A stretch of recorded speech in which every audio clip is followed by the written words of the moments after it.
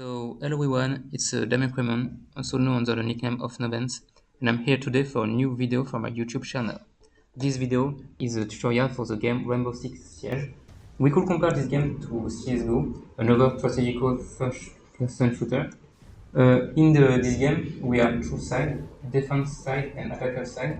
In the attacking camp, you have to defuse a bomb or release the stage, and in the defender's camp, you have to protect bombs and hostage.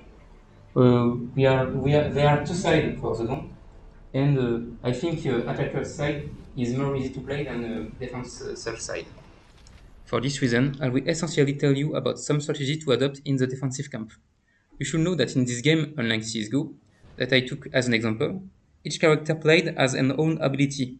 That's why I'm going to tell you about the ability of some character in defensive camp.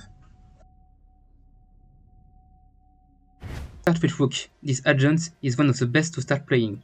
You have more life points than most other agents, and your unique skill is to land Vest per bullet for you and your teams, which is increase your resistance and theirs. If you fall down unlike the other agents, you can get up on your own, so that's pretty cool to play Rook.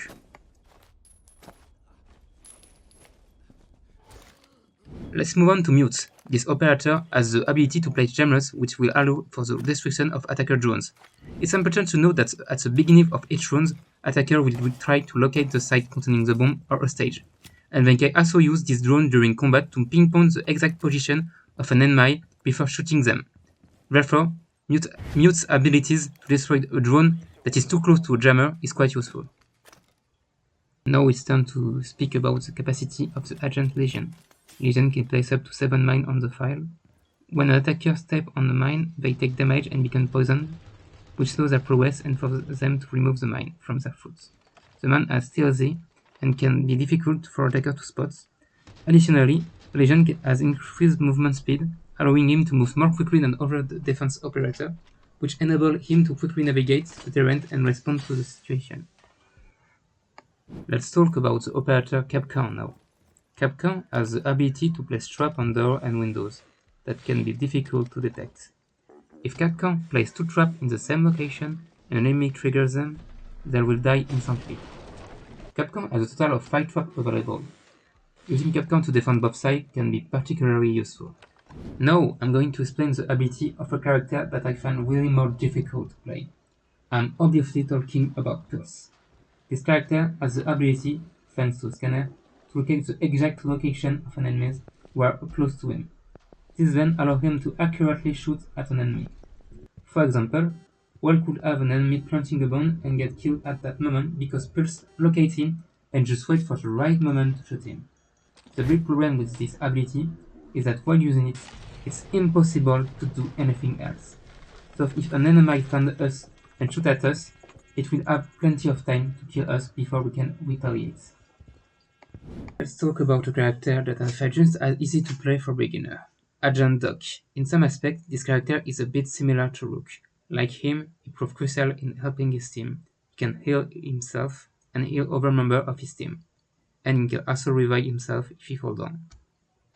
I think we've seen quite a few characters together on defense, so I'll talk about 2 more and leave you to discover the other character in the game. It's time to take a look at Bandy's abilities, but before that, I need to explain a game mechanic that you're not yet familiar with. It's possible in this game to place barrier and reinforce a certain number of walls, and it's on this aspect that Bandy's abilities is interesting. He can electrify a wall. It should be noted that an unreinforced wall can be broken fairly quickly by shooting or hitting it. A reinforced wall is theoretically indestructible, but some attackers will have the ability with their agent, thanks to unique abilities, to bypass the reinforced wall. That's where Bandy comes in by electrifying a wall, which will prevent some of the opposing agent from destroying the wall in question. To finish, let's talk about Caveira, who I believe is even harder to play than Pulse.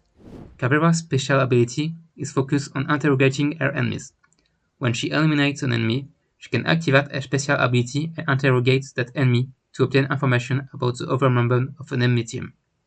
By using this ability, Caveira can locate the position of all enemies on the map, which can be very useful for the defense team. However, to activate this ability, she must be able to get close enough to the enemy without being detected. This requires a great deal of patience and skill from the player who is playing as Caveira. Caveira also has great agility and high movement speed, allowing her to move quickly to the map and sneak behind enemy. She is often considered a flanking of diversionary character, allowing her team to focus on enemy while she infiltrates behind enemy lines. That's all for today, friends. I hope you enjoyed this tutorial. I would like to thank SirageVex for editing this video. I hope you like it, and I'll see you next time. This was Novens.